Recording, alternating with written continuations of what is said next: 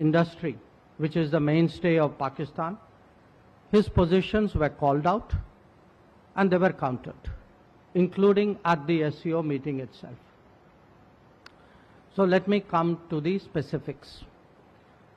On the China-Pakistan economic corridor, this so-called corridor, I think it was made very clear, not once but twice in the SCO meeting, that connectivity is good for progress, but connectivity cannot violate the territorial integrity and sovereignty of states. So आज भारत के वजीरे खारजा ने जयशंकर ने बिलावल भुट्टो जरदारी को रुस्वा कर अजीब सा दसाई जो कि इंटरव्यू ले रहे थे, उन्होंने बिलावल भुट्टो जरदारी से कहा है कि दाऊद इब्राहिम भी क्लिफ्टन कराची में रहता है और आप भी क्लिफ्टन कराची में रहते हैं। 2-3 सेकंड में ही बाकियों को अच्छा खासा तस्वीर के लिए टाइम दिया। बिलावल तस्वीर के लिए तो गया था, अच्छी तस्वीर तो बनने देते। उन्होंने कहा प्लीज जी आप जाएं। No handshake, no interaction, body language Jaishankar की काफी स्टिफ थी, काफी सीरियसनेस थी। ऐसा इस्तकबाल किसी वजीर खारजा का नहीं हुआ जैसा इस्तकबाल बिलावल भुट्टो जरदारी का हुआ था। देखा, आप देख सकते हैं किस तरीके से बिलावल भुट्टो को आज भारत में जो SCO समिट की मीटिंग चल रही है उसमें आपको एज यूजुअल पता था कि यही कुछ होने वाला है। कोई पाकिस्तान बहुत उम्मीदें करके आया था कि भारत पाकिस्तान के बीच ये होगा वो होगा, कुछ नहीं हुआ। एस जयशंकर ने उल्टा सुना दिया, जो आतंकवाद भारत में फैलाता है पाकिस्तान उसको लेकर, और बहुत सारी चीज़ें कहीं आपको वीडियो में आगे सब देखेगा। प्लीज़ चैनल को सब्सक्राइब करेगा। बिलावल भुट्टो जरदारी से कहा है कि दाऊद इब्राहिम भी क्लिफ्टन कराची में रहता है और आप भी क्लिफ्टन कराची में रहते हैं, और वो इंडिया को मोस्ट वांटेड है। और दूसरी तरफ उन्होंने बिलावल ने जो है वो कुलभूषण यादव की बात की, समझौता एक्सप्रेस की बात की, और साथ में बिलावल ने ये भी कह दिया जनाब कि जब तक इंडिया 370 को रिव्यू नहीं करता चीज़ें आगे की तरफ जो है वो नहीं जा सकती। बिरसा साहब, आपको क्या लगता है 12 साल बाद एक यंग फॉरेन मिनिस्टर जो इंडिया गए हैं, क्या उनसे उम्मीद की जा रही थी? आपकी क्या एक्सपेक्टेशन थी कि यही बातें होंगी, या कि आप समझते हैं कि कोई नई बात उनको करनी चाहिए थी, कोई नया मैसेज इंडियन अवाम को देना चाहिए था? ये जो नाउन किस्म के लोग जिनके बारे में इंडिया का स्टैंड है कि आपके यहाँ शेल्टर में हैं, आपका स्टैंड है कि ये बिल्कुल झूठ है, तो आप इस पे रिएक्ट क्यों नहीं करते भाई? ये कोई मजाक तो नहीं है ना, इंटरनेशनल कम्युनिटी बैठी हुई है। आप इस मसले को यूनाइटेड नेशन में उठाएं जी कि ये इंडिया ने एलिगेशन लगाया है which is very serious, we want a commission to come to Clifton and find out where is the guy. तो बात बने ना, अगर आप सच्चे हों। आपने बड़े बड़े मुर्दे दफन किए हुए हैं अपनी स्केलेटन्स जो हैं अपनी अलमारियों में, और आप बात करें कैसे?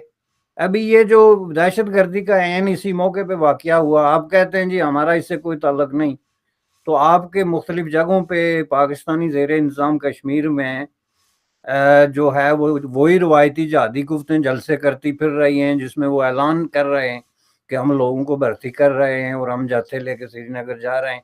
आप उस पर कोई रद्द अमल नहीं दे रहे।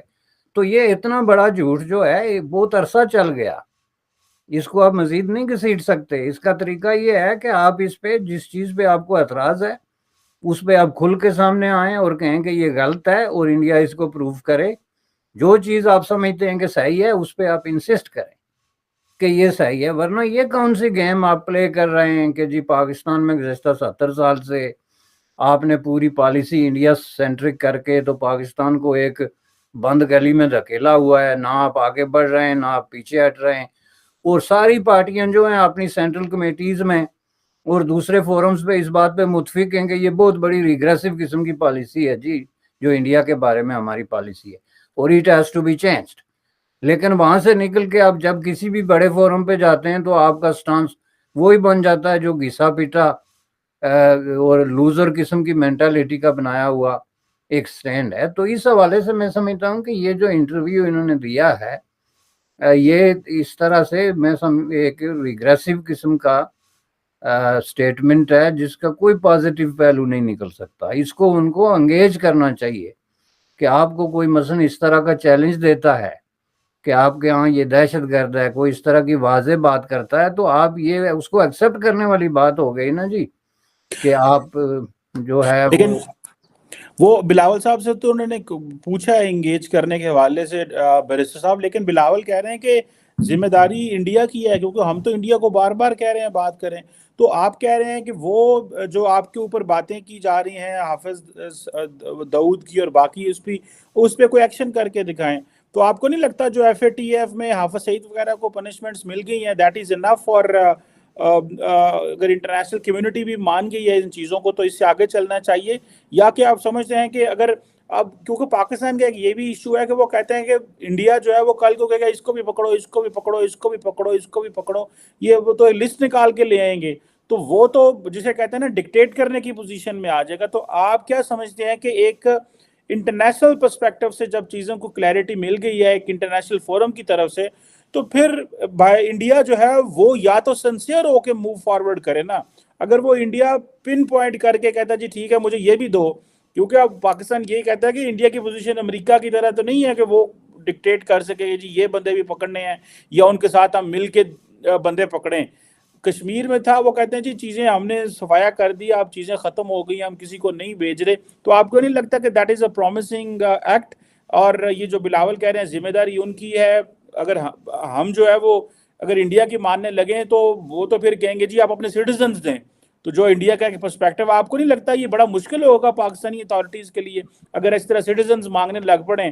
तो पाकिस्तान तो फिर वो यहाँ पे पॉलिटिकल पार्टीज के लिए तो ये डूबल नहीं आप इसे।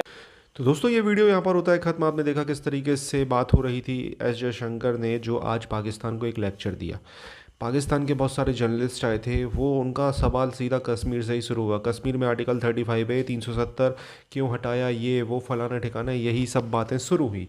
जिसके बाद भारत के एस जयशंकर ने अच्छा खासा लेक्चर दिया पाकिस्तान को, जिस तरीके से पाकिस्तान भारत में आतंकवाद फैलाता है और आतंकवाद फैलाना पाकिस्तान का बंद ही नहीं हो रहा है, तो फिर हम पाकिस्तान के साथ कैसे कोई नए रिश्ते रख सकते हैं, और नए रिश्ते रखें क्यों रखें हम पाकिस्तान के साथ नए रिश्ते? जो देश हमारे लिए, हमारे देश के नागरिकों के लिए बुरा सोचता है, उससे हम नए रिश्ते क्यों रखें? और कनेक्टिविटी की बात भी आपने सुनी, अच्छी बात है, कनेक्टिविटी बहुत ज़रूरी है डेवलपमेंट के लिए, बट कैसे रखें? पाकिस्तान कनेक्टिविटी कर रहा है भारत के कश्मीर के साथ, मतलब भारत पाकिस्तान ऑक्यूपाइड कश्मीर जो भारत का हिस्सा है उससे CPEC गुजार रहा है, ये एक वॉयलेशन है। और बहुत सारी चीज़ें हैं जिसको लेकर भारत अब क्लियर कट है, पाकिस्तान के साथ हमें कोई रिश्ते रखने ही नहीं हैं, जो कि बहुत अच्छी पॉलिसी है। पाकिस्तान अपने हालात खुद संभालो, खुद देखो। SCO समिट एक भारत इस बार उसकी अध्यक्ष भारत के पास, मतलब अध्यक्षता भारत कर रहा है, भारत को नेतृत्व करने का मौका मिल रहा है, तो भारत ने पाकिस्तान को इनवाइट किया क्योंकि पाकिस्तान उसी का सदस्य है। पहले तो पाकिस्तान नाटक कर रहा था कि हम इस समिट में आएंगे नहीं, ये वो फलाना ठिकाना, ना भी आता तो हमें कोई फ़र्क नहीं पड़ता, हमारी एक मजबूरी थी, हमें न्योता देना पड़ा और हमने दिया। अब पाकिस्तान को जो लगे तो करे, कोई फ़र्क नहीं पड़ता है। भारत पाकिस्तान के साथ कोई रिश्ते रखना नहीं चाहता है। जब तक पाकिस्तान हमारे देश में आतंकवाद फैलाएगा, हमारे देश को नुकसान पहुंचाने की कोशिश करेगा। अभी हाल ही में आपने देखा जम्मू कश्मीर में G20 समिट की मीटिंग की न्यूज़ पूरी दुनिया में फैली, उसके बाद कश्मीर में फिर अटैक हुआ। तो कौन है इसके पीछे, आपको भी पता है। दोस्तों प्लीज़ चैनल को सब्सक्राइब करें, इसी तरीके के वीडियो को मिलते रहेंगे। जय